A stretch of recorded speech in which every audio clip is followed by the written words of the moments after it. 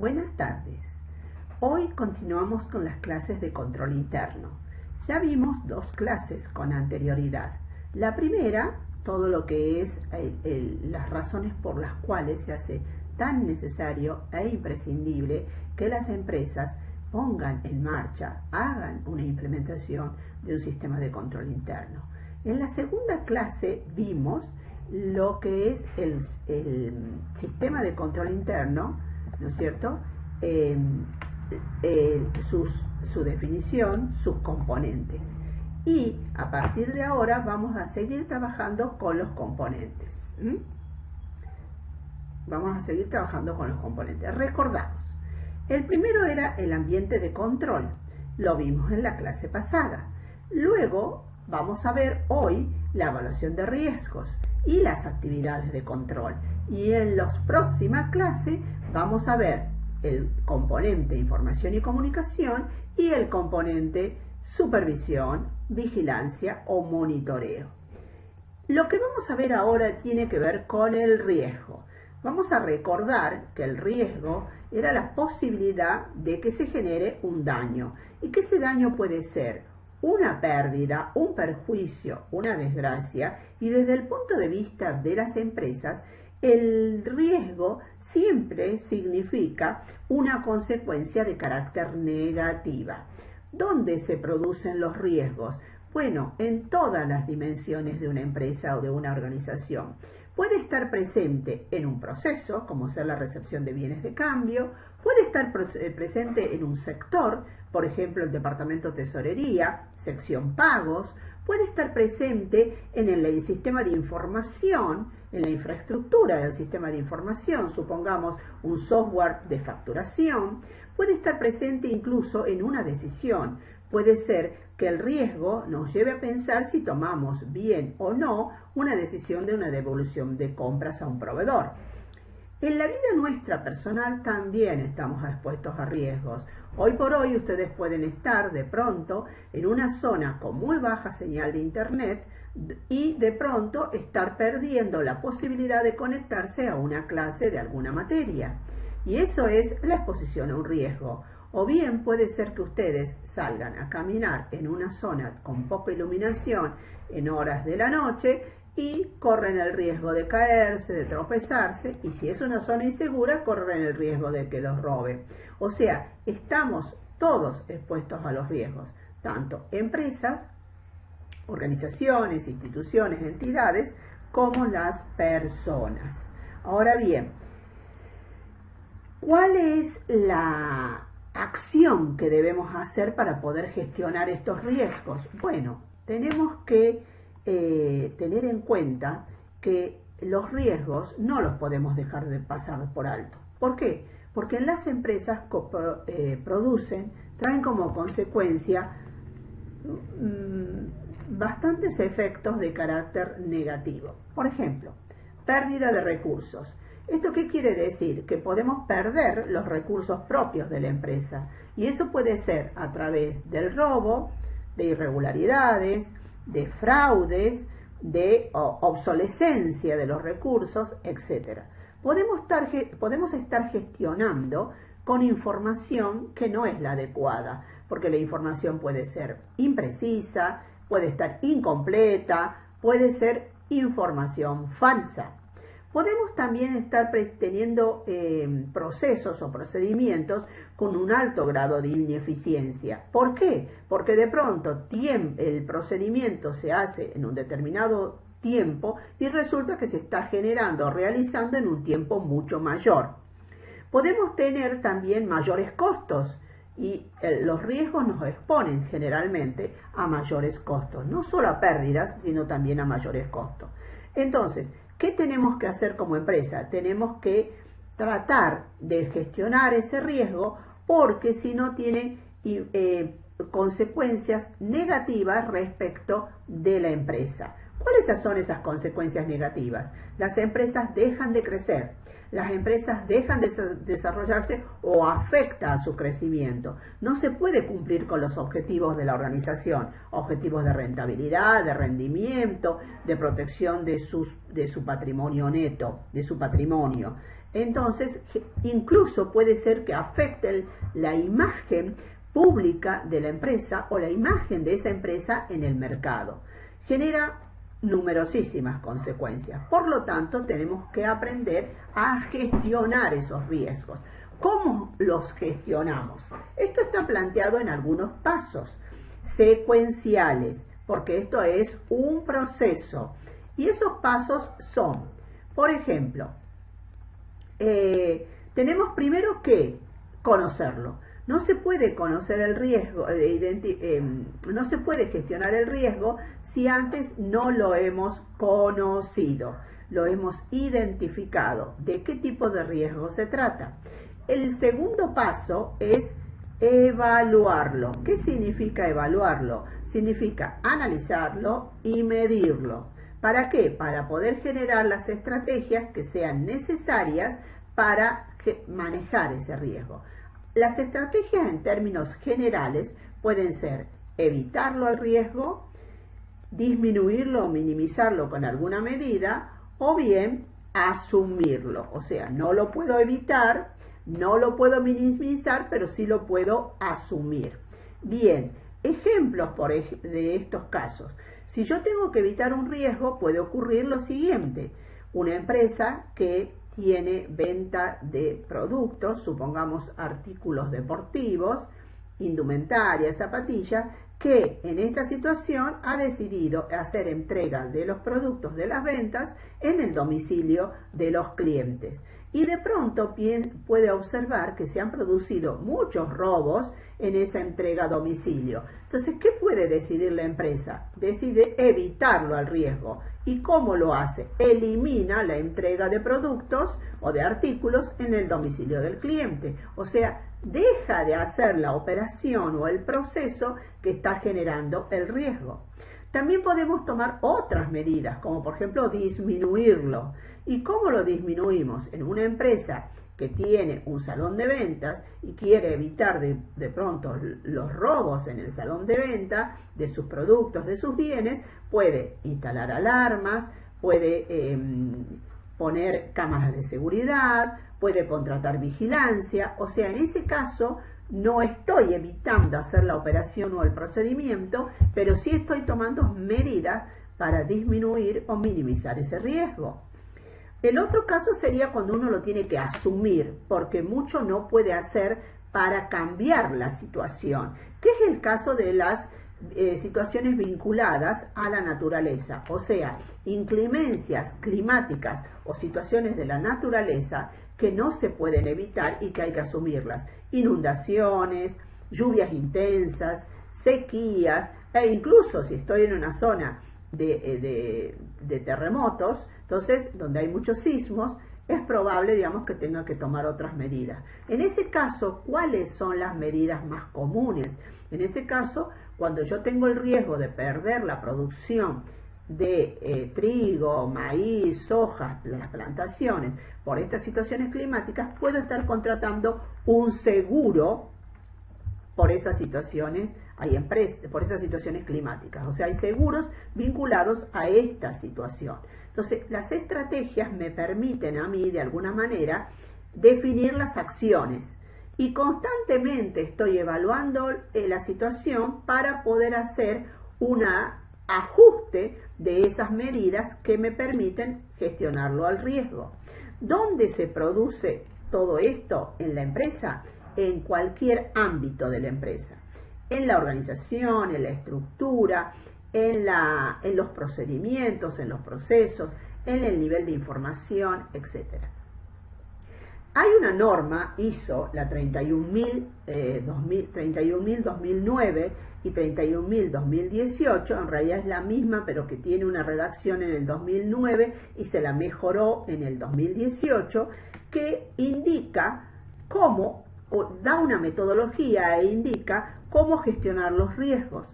Y aquí queda claro que en el proceso de evaluación, que ya dijimos, se identifica el riesgo, se lo analiza, se lo evalúa para recién generar las acciones necesarias para manejar ese riesgo, participan los miembros de la organización. No hay ningún sector de una empresa que deje de participar en lo que es la evaluación de riesgos. O sea, el jefe del departamento de almacenes le va a interesar evaluar a qué riesgos están expuestos sus procesos de recepción, sus procesos de expedición y entrega y el almacenamiento propiamente dicho. A un tesorero, como jefe del departamento tesorería, le va a interesar y va a participar en la evaluación de los riesgos de los procesos que están bajo su cargo, los procesos de recaudación, los procesos de cobranza, los procesos de pagos, etc. Entonces, en todo ese proceso participan todos los miembros de la organización. Cuando ya hay que definir las políticas, los planes y las acciones propias para enfrentar ese riesgo, aparece sobre todo la dirección. La alta dirección, llamémosle las jefaturas, las gerencias y el directorio, participan en definir el tratamiento de los riesgos, definir el tratamiento y luego hacer el proceso de seguimiento. Ahora, quienes participan en las acciones de tratamiento, en las acciones que se definan, son todos los miembros de la organización. Algunos factores de este componente son identificar y analizar los riesgos relevantes con incidencia en los objetivos empresariales. ¿Qué significa esto? Lo desmitifiquemos. Todas las empresas tienen objetivos a alcanzar, pero a su vez hay objetivos específicos para cada proceso, para cada procedimiento, para cada sistema y para cada subsistema. Por ejemplo, vamos a una empresa de autoservicio que tiene una línea de cajas recaudadoras, supongamos un supermercado. Respecto de la línea de cajas que hacen la recaudación, podemos plantear que esa empresa ha concretado como objetivo un adecuado resguardo de los fondos en las líneas de caja. O sea, la empresa ha decidido tener como objetivo, un adecuado resguardo de los fondos que se manejan en la línea de cajas. Entonces, ahí viene la primera pregunta que responde a este primer paso. ¿Cuáles son los riesgos que ponen en peligro el cumplimiento de ese objetivo? Tengan en cuenta que el objetivo es el adecuado resguardo de las recaudaciones en la línea de caja. Entonces, ¿qué es lo que pondría en riesgo ese objetivo, el alcanzar ese objetivo? Primero, vamos a poner 3 riesgos nada más. Primero, que haya mucho efectivo en las cajas en forma permanente. Segundo, que los recursos humanos, los cajeros, no estén capacitados para manejar o gestionar correctamente esas recaudaciones. Tercero, que el equipamiento de las cajas recaudadoras sea un equipamiento no muy actualizado, con muchas falencias técnicas el equipo, o sea, con un cierto grado de obsolescencia. Supongamos que estos sean los 3 riesgos. Entonces, la segunda pregunta que nos tenemos que hacer es, considerar el nivel de riesgo que la dirección considera aceptable. Siempre la dirección va a determinar qué es lo que considera aceptable y qué es lo que quiere manejar con una profundidad mayor. Entonces, la decisión de la dirección generalmente tiene en cuenta un elemento para poner en marcha un proceso de control, que son los costos en que se incurre para poner en marcha ese proceso de control. Entonces acá, ante estos 3 riesgos que se han planteado, la dirección puede definir, por ejemplo, que la empresa no está en condiciones de hacer una inversión en nuevo equipamiento. De pronto tiene 10 cajas recaudadoras en la línea de cajas y no está en condiciones financieras de enfrentar a adquirir de pronto equipamiento nuevo para las líneas de cajas recaudadoras. Entonces, eso es un nivel decidido por la dirección y que genera un nivel de riesgo aceptable. Entonces, la tercera pregunta que surge en estas condiciones es si hay algunos factores internos o externos que incrementan ese riesgo. O sea, ya sabemos cuáles son los 3 riesgos. Ya sabemos que la dirección no está dispuesta a hacer una inversión en equipamiento nuevo. ¿Hay algún otro factor interno de la empresa o externo de la empresa que agrave a los riesgos? Y de pronto nos podemos encontrar que aunque el autoservicio, este supermercado, se encuentra ubicado en una zona de alta inseguridad. Quiere decir que el riesgo incrementa por un factor externo. Inmediatamente después, con todo lo que vamos analizando, preguntamos, ¿a dónde está afectando fuertemente el riesgo? ¿Y cuál es el daño que puede producir? Bueno, acá en realidad está afectando primero el proceso de recaudaciones de fondos en la línea de cajas. Segundo, ese proceso es gestionado por el departamento de tesorería del supermercado. Por lo tanto, hay una afectación también a un proceso y a un nivel de la estructura y a una operación concreta que son las recaudaciones de fondos. Y también podría estar afectando al proceso de gestión de recursos humanos, porque de pronto el riesgo de que estemos con personal poco capacitado tiene que ver con el proceso de selección y de gestión de los recursos humanos. Entonces, ante este panorama que acabamos de describir, tienen que surgir las soluciones, o sea, las acciones que vamos a llevar a cabo para disminuir o minimizar ese riesgo. Primera conceptualización. Si la empresa ha decidido no hacer una inversión en equipos, entonces, y ese es un nivel de riesgo que decidió aceptar, entonces lo que podemos sugerir como acción es que el mantenimiento de los equipos, de las cajas, de la línea de cajas, se realice con mayor frecuencia. Si ese mantenimiento se realizaba 2 veces en el año, podemos sugerir que el mantenimiento se lo realice 4 veces en el año. Otra medida de acción para gestionar el riesgo es la capacitación del personal. Podemos decidir que se haga una capacitación intensa a los cajeros del autoservicio del supermercado, o bien, si detectamos que no es suficiente la capacitación, podemos tener que hacer un proceso nuevo de selección de personal y personal con más experiencia.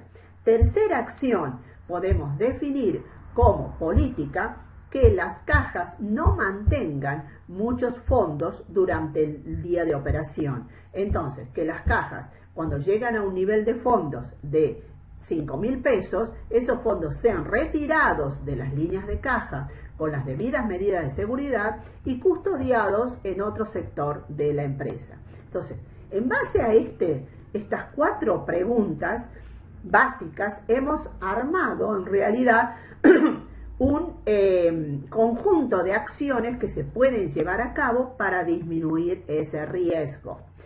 Otro elemento que tenemos que considerar son los fraudes.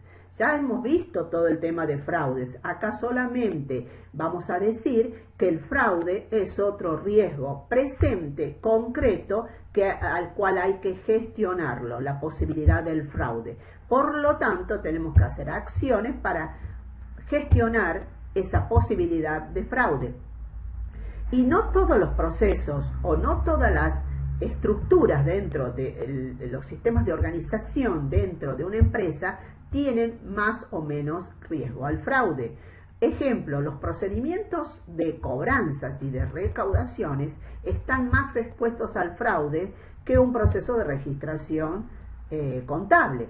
Los procedimientos de gestión de los stocks están, y si los stocks son componentes pequeños, repuestos de alto valor, por ejemplo, pero cuyo tamaño es mínimo, están más expuestos al fraude por robos y sustracciones que de pronto un stock de motos o de productos de mayor tamaño. De pronto, las recaudaciones que se realizan por el sistema bancario a través de transferencias de pagos que nos hacen nuestros clientes son de menor riesgo que las recaudaciones que hacemos a través de una línea de cajas en un salón de ventas. Bueno, esto es lo que tenemos que evaluar cuando nos enfrentamos al fraude. Y luego, otro elemento muy importante para tenerlo en cuenta es el cambio, los contextos de cambio. Cuando las empresas están expuestas a grandes cambios, están expuestas también a mayor nivel de riesgos. Y es el ejemplo de lo que nos está sucediendo en este año 2020.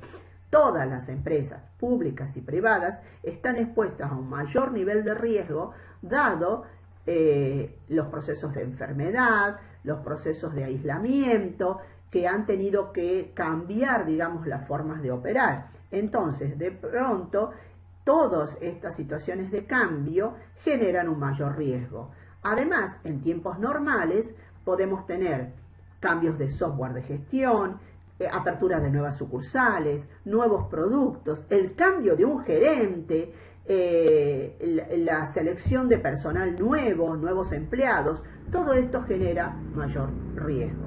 Entonces, estas situaciones de pronto se deben analizar y generalmente lo que se hace, y acá tenemos una metodología más detallada, es volcar todo esto en una matriz de riesgo. La información se vuelca o se construye en realidad en una matriz de riesgo y esa matriz luego se la puede graficar. Acá lo que hay que tener en cuenta que cuando hacemos la medición del riesgo tenemos que ver la gravedad del riesgo, que tiene que ver con la importancia. Y esa gravedad del riesgo puede ser alta, media o baja. Y podemos clasificar esa gravedad con más categorías.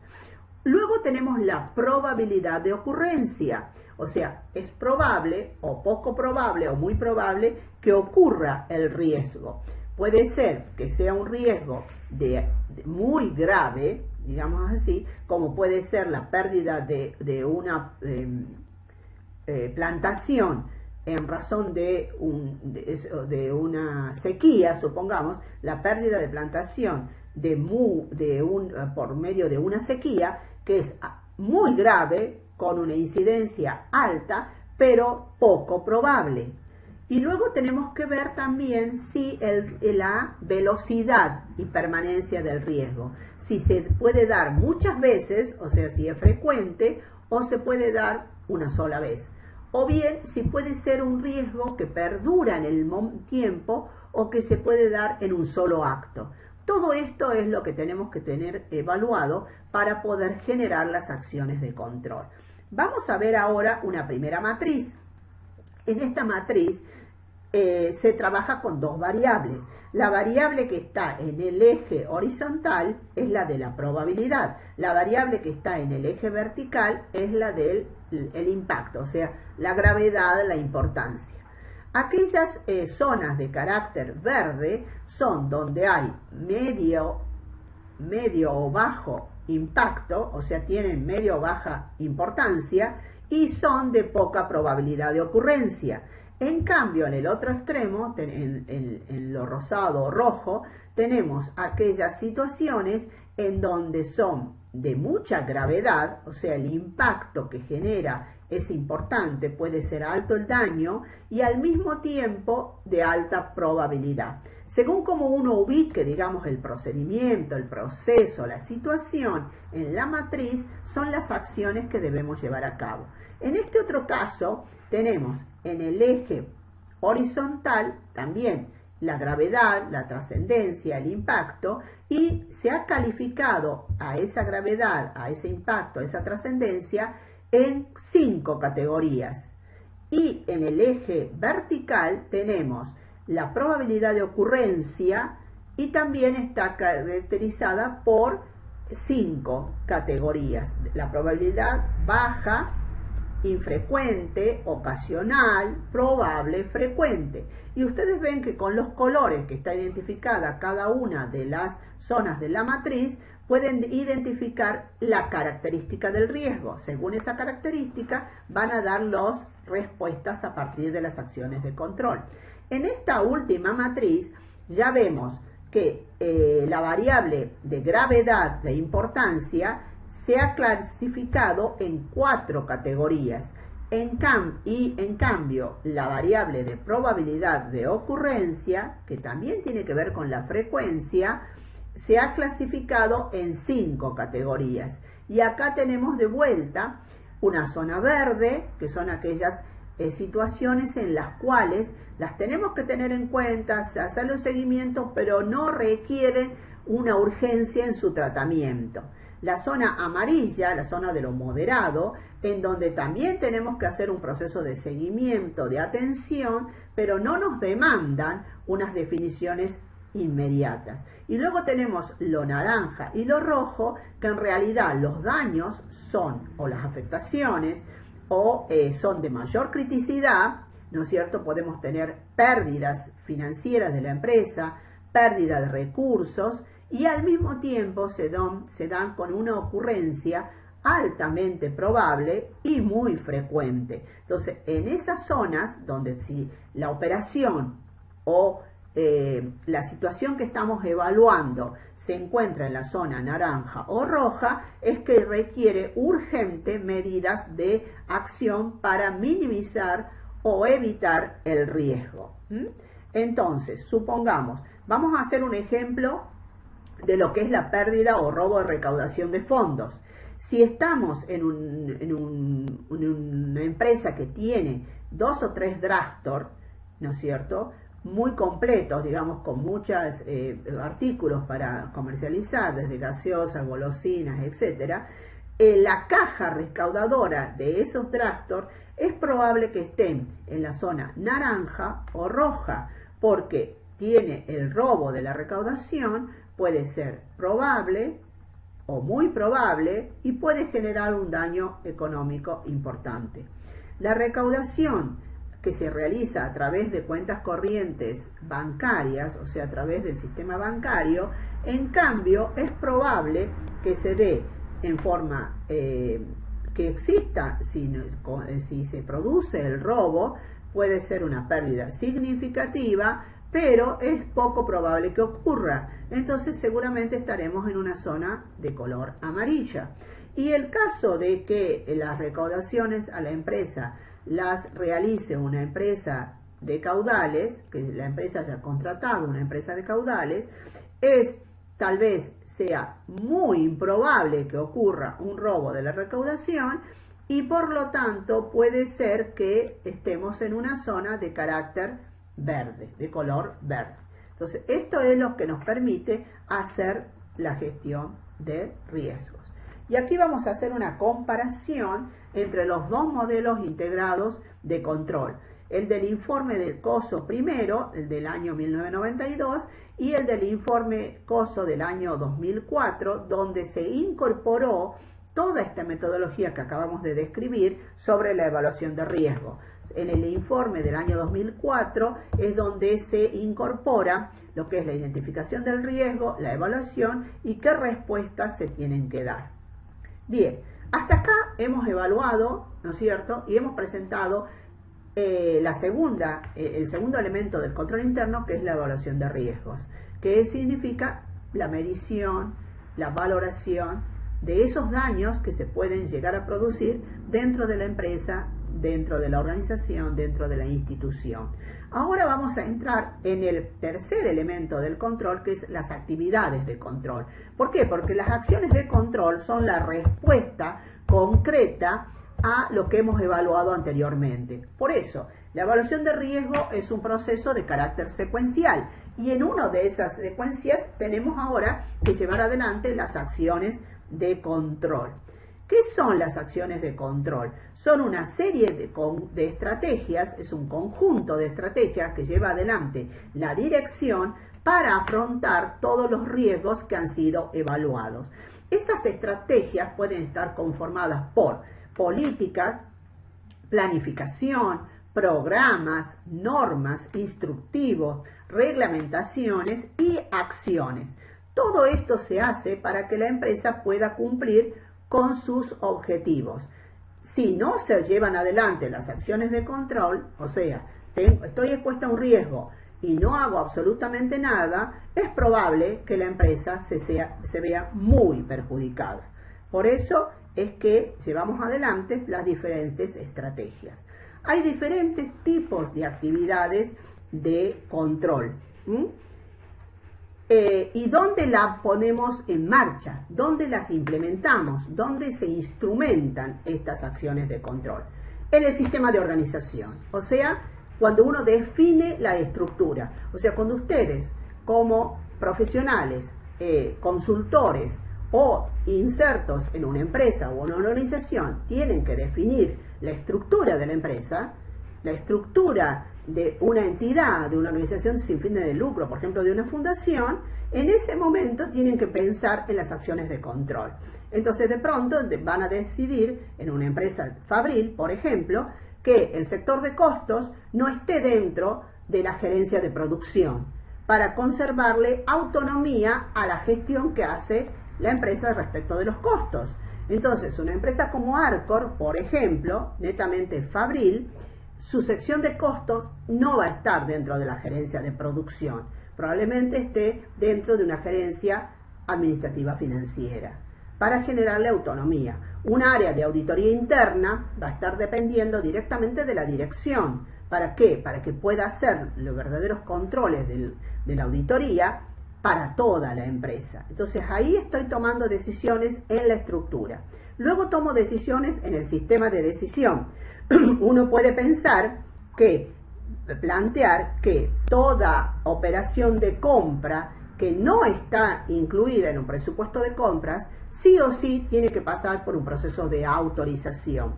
¿Y quién define si esa operación de compra se realiza al no estar en el presupuesto de compras? Y yo tengo que definir niveles de autorización. Y eso tiene que ver con el sistema de decisiones. Entonces puedo decidir que las compras no incluidas en un presupuesto de compras hasta un monto de 50.000 pesos, la decisión de autorización la tome el jefe del departamento compras. Pero una operación de compra superior a los 50.000 pesos, la decisión de autorizar esa operación la lleve a cabo el gerente comercial. También tenemos que definir acciones de control en el sistema de información. ¿Por qué? Porque es donde gestionamos toda la información que se utiliza en los procesos, en las actividades e incluso en el mismo control. Entonces se puede decidir que cuando el sección órdenes de compra tenga que llevar adelante la conformidad de la factura del proveedor, lo tiene que hacer en el sistema de gestión ingresando una clave de acceso. O sea, ponemos claves de acceso a los distintos niveles que tienen que tomar decisiones y esas decisiones tienen que quedar plasmadas en el sistema de gestión. Y eso tiene que ver con el sistema de información. También tenemos que tomar acciones de control en los procesos. Por ejemplo, ejemplos que ustedes ya han visto hasta este momento, el uso de una orden de compra ciega en el departamento de almacenes, que el remito del proveedor no se conforme en el almacén, sino que se produzca su conformidad en el área de compras, que la factura del proveedor tampoco llegue al almacén, sino que llegue directamente al área de compras, que toda factura del proveedor deba estar conformada previo a su proceso de pago. Todas esas son acciones del sistema de decisiones, del sistema de organización, del sistema de procesos, del sistema de información. Y podemos tener también acciones de control en los recursos. Todo lo que tiene que ver con los controles vinculados a la gestión de recursos humanos, ya lo vimos cuando vimos el elemento del ambiente de control. Pero también podemos tener diseño de acciones de control en la infraestructura. Por ejemplo, cómo son las puertas de acceso a los depósitos donde está resguardado nuestro stock, nuestros bienes, nuestras existencias. Cómo son las puertas de acceso a los sectores donde están las cajas pagadoras o las cajas recaudadoras. Ustedes ven que esas normas vinculadas a las infraestructuras se las ve de una manera muy concreta, por ejemplo, en las entidades bancarias. Puede tener cómo se hace el calibrado de las balanzas, cómo se hace, por ejemplo, cómo está instrumentado el sistema de alarmas. Todo eso tiene que ver con infraestructura. También con la tecnología de información. Por ejemplo, la definición de una red informática. o bien la definición cómo se hace de la capacidad de los servidores, o sea, qué tipo de servidores de datos se utilizan y la capacidad de los mismos. Todo esto tiene que ver con acciones de control, entonces que están vinculadas o aparecen o se diseñan en todos los niveles de la empresa. Bien, las actividades de control en general tienen que ver con acciones, o sea, con procesos, con acciones. Y si ustedes se acuerdan de lo que aprendieron en las clases de gramática en primaria y secundaria, se deben acordar de una función gramatical que es el verbo, un término gramatical que es el verbo. Bueno, los verbos vinculados a estas acciones que ven acá en esta diapositiva son los que tienen que ver con el control. En realidad son sinónimos de la palabra control, que son autorizar, conciliar, verificar, recontar, aprobar, corroborar y firmar. Porque cuando uno inserta una firma, se supone en un documento, una firma en un documento, se supone que al documento lo revisó, lo verificó en su totalidad, vio que no le faltaba ningún dato, que estaba todo completo y recién pone la firma, porque en definitiva está avalando con esa firma ese documento, ese comprobante o esa partecita en el proceso en el cual está participando quien firma. Por ejemplo, cuando se firma una planilla comparativa de presupuestos seleccionando a un proveedor en la cotización de un proveedor para una compra, quien firma se supone que conoce la cotización del proveedor y el análisis que se hizo en la planilla comparativa de presupuestos.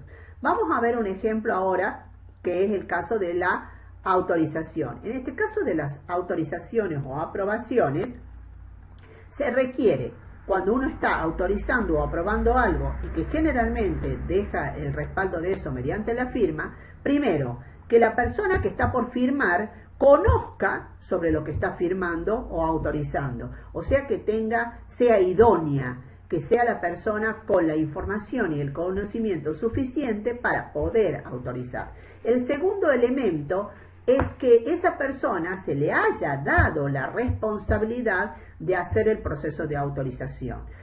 Si la operación de compra no prevista en el presupuesto de compras supera los 50.000 pesos y la autoriza el jefe del departamento compras, estaría mal, porque la asignación de la responsabilidad se le dio al gerente comercial. Entonces, la autoridad que firma o autoriza tiene que tener asignada esa responsabilidad. Y eso tiene que ver con el sistema de decisiones. Y por último, la documentación que es soporte de ese proceso de autorización tiene que estar completa, íntegra, no faltarle ningún dato. Tiene que servir para sustentar ese proceso de autorización y la respectiva firma. Bien, vamos a tener en cuenta que hay diversos tipos de control. Los controles pueden ser preventivos, detectivos o correctivos. Esto tiene que ver con una clasificación vinculada a la oportunidad del control, o sea, la temporalidad. Pueden ser manuales, automáticos o semiautomáticos. Pueden ser de carácter gerencial y los vinculados al sistema, a la tecnología de la información, son controles generales o controles de aplicación.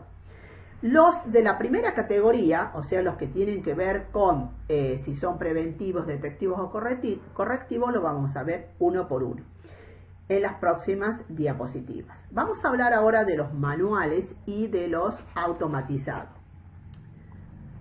Perdón, vamos a volver acá a lo que veía. Vamos a ver los manuales y automatizados.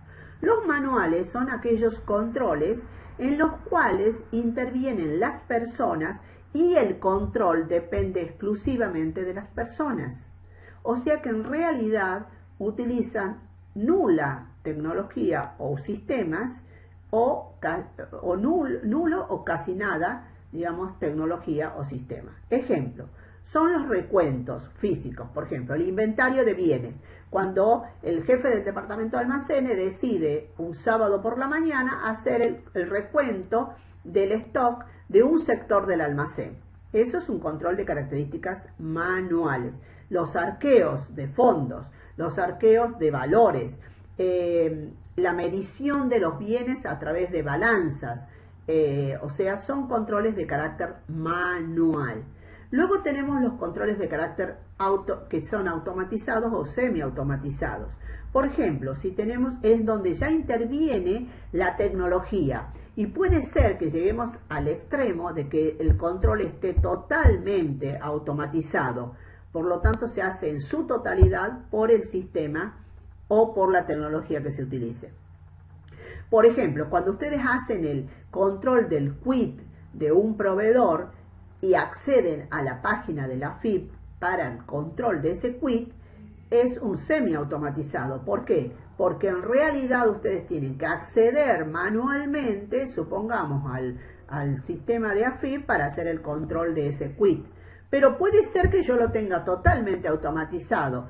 Entonces, cuando cargo el quit, directamente el sistema o el software de gestión que estoy utilizando automáticamente se conecta con AFIP y me verifica el quit. O sea, es como se lo vaya a definir. Por ejemplo, que ustedes tengan que para acceder a un determinado proceso de autorización poner una clave de acceso en el sistema de gestión, es un control automatizado. O la emisión de comprobantes propios de la empresa, por ejemplo, recibos de cobranza, y que el sistema automáticamente inserte en el recibo la fecha de emisión del recibo y los números del recibo en forma secuencial numérica, es un control de carácter automático, ¿sí? Después tenemos los controles gerenciales. Los controles gerenciales son los controles en donde interviene la dirección, la alta gerencia. Sirven para la evaluación y el control que tiene que llevar a cabo las jefaturas. Entonces, tienen que ver con definición y emisión de políticas, de programas, de estrategias, de planificación. Tiene que ver con el diseño, eso por un lado. Segundo, tiene que ver con el diseño del sistema de reportes y el sistema de información que tenga la empresa, porque eso tiene que ver con los controles gerenciales. Un control gerencial muy común y muy necesario es el control presupuestario. Generalmente las jefaturas siempre tienen que llevar adelante un control presupuestario. Ejemplo, un departamento ventas, un jefe de ventas, le va a interesar saber cómo fue la ejecución de las ventas que están a su cargo respecto de lo que se presupuestó. Entonces va a ser un control entre el presupuesto de ventas de un dado periodo, por ejemplo un trimestre, versus la ejecución de las ventas en ese trimestre. Y eso es un control de presupuestario que le indica a él cuál ha sido el desempeño del área que está bajo su responsabilidad. Entonces, informes de gestión, informes de desempeño, tienen que ver con los controles gerenciales. Luego tenemos los controles vinculados al sistema de información, que en realidad tienen que ver con la tecnología de información. Son de dos tipos, los generales y los de aplicación. Los generales tienen que ver con el control del comportamiento del sistema de gestión, buscando como objetivo que exista una infraestructura de la tecnología de información estable, que me asegure continuidad en el procesamiento, que no haya problemas en el momento que se produce una modificación o un desarrollo nuevo del sistema de gestión de la información. O sea, tiene que ver con ese tipo de controles. Generalmente, este tipo de controles están a cargo de personal especializado, ingenieros en sistema, ingenieros informáticos, etc. Después tenemos los controles de la aplicación, que tiene que ver con que la información que se procesa en los sistemas de la tecnología de información sea confiable. O sea, que las transacciones gestionen información confiable, información o datos que sean válidos, íntegros, exactos y que confidenciales, y que se hace un adecuado proceso de resguardo de esa información. Bueno, estos dos tipos de controles generalmente, vuelvo a repetir, lo pueden llevar a cabo personal que tiene la idoneidad, el conocimiento y la capacidad para llevarlos adelante.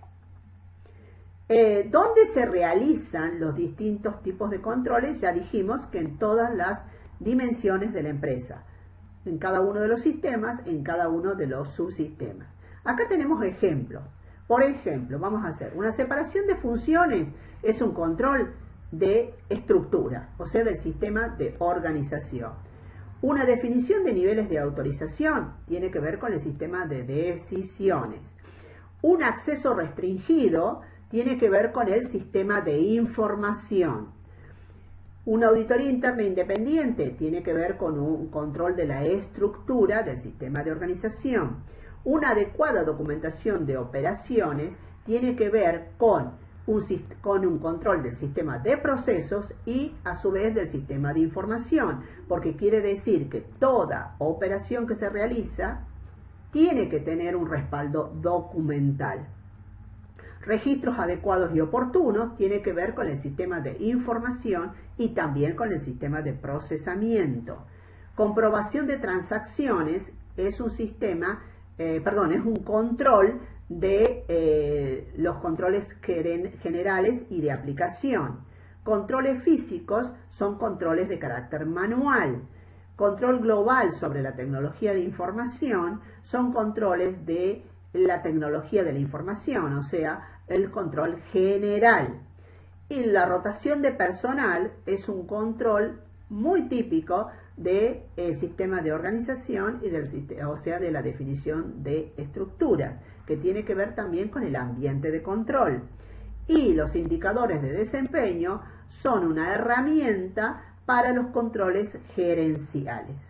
Estos son algunos ejemplos de normas de control que las vamos a ver aplicadas específicamente cuando veamos los controles de cada uno de los circuitos que van viendo a lo largo de este cursado. Bien, dijimos que habíamos dejado para ver más adelante los preventivos, detectivos y correctivos. Esto tiene que ver con la oportunidad y la temporalidad de la acción de control.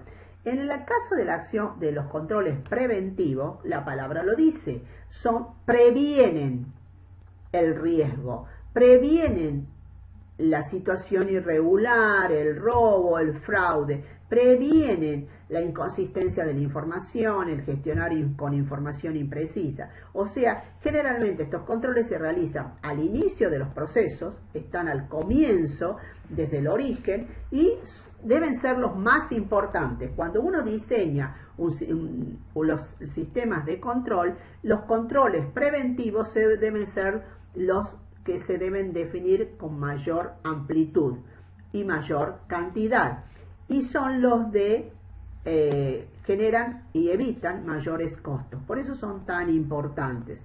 Y generalmente esto se los puede incorporar perfectamente cuando uno diseña un procedimiento. Ustedes van a ver que si hacemos el análisis de los circuitos, de los pulsogramas que estamos viendo, van a darse cuenta que hay numerosísimos controles de carácter preventivo.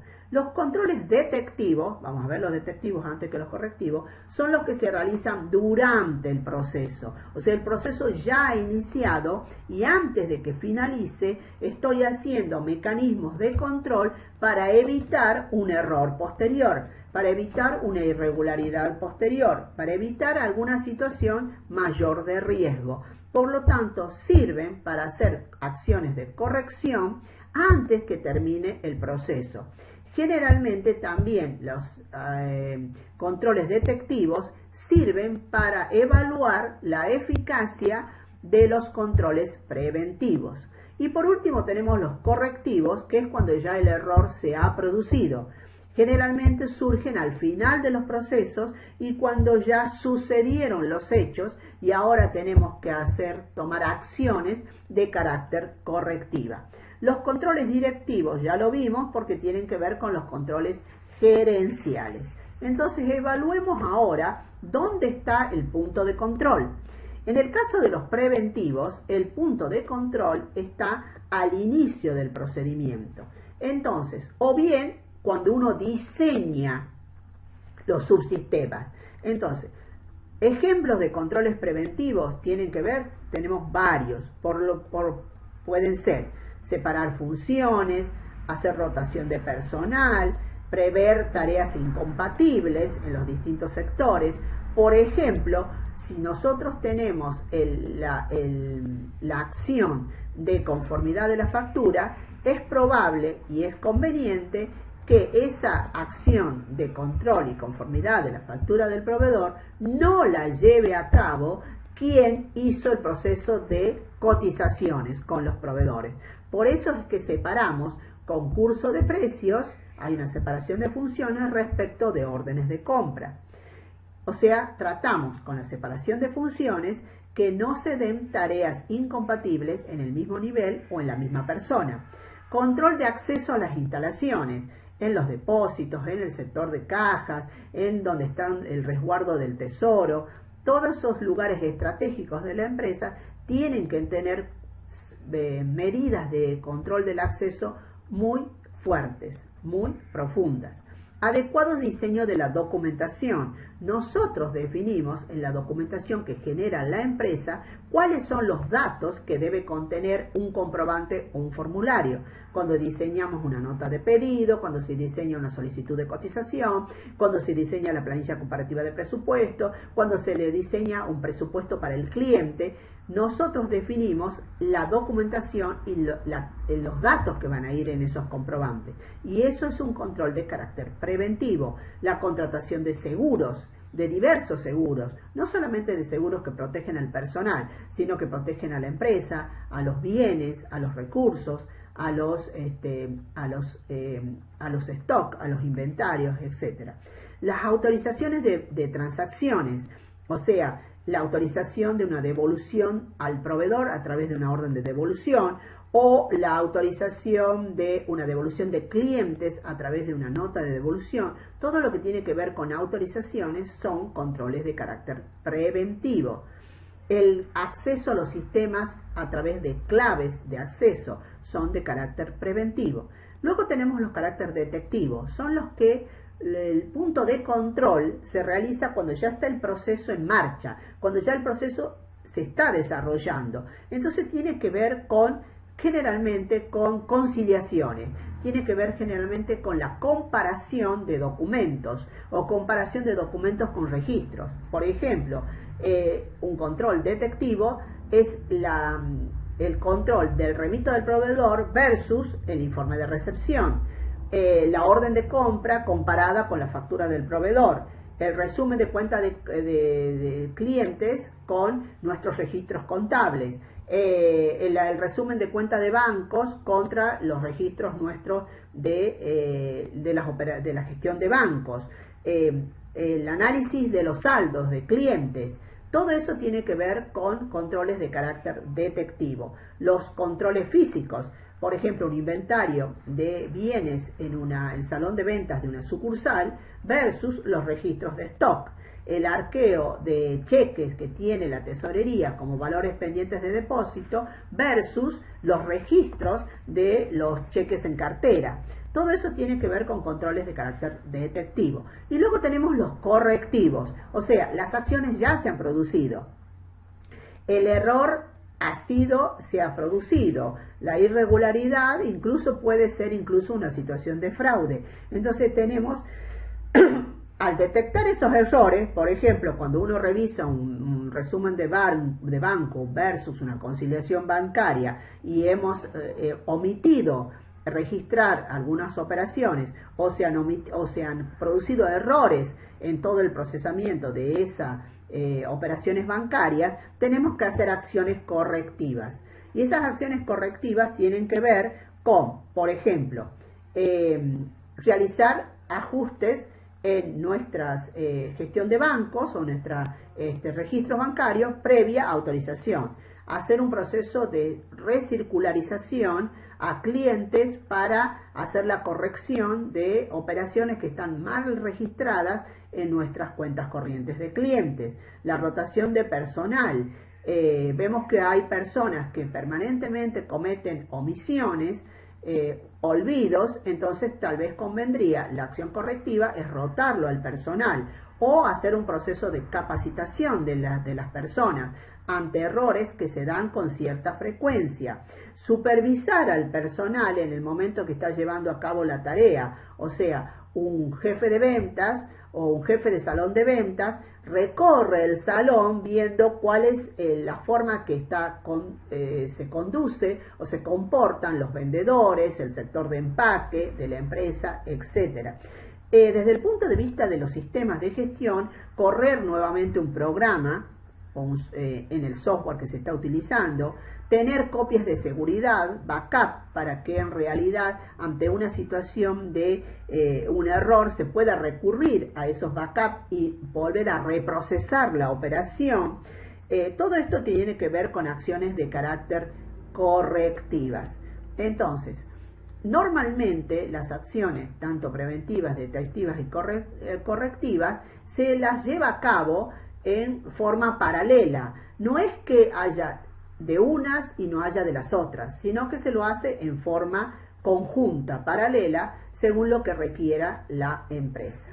Bien, hasta acá entonces hemos visto dos elementos nuevos del control interno, la evaluación de riesgos y las acciones de control. En la próxima clase vamos a ver los dos que nos faltan y ahí sí vamos a concluir con lo que son los elementos del control interno. Muchísimas gracias, espero que la clase haya sido clara y van a disponer de todo el material necesario para poder ver esta clase, estudiarla y cualquier consulta ya saben que estoy a disposición. Muchísimas gracias y nos vemos en la próxima clase. Gracias.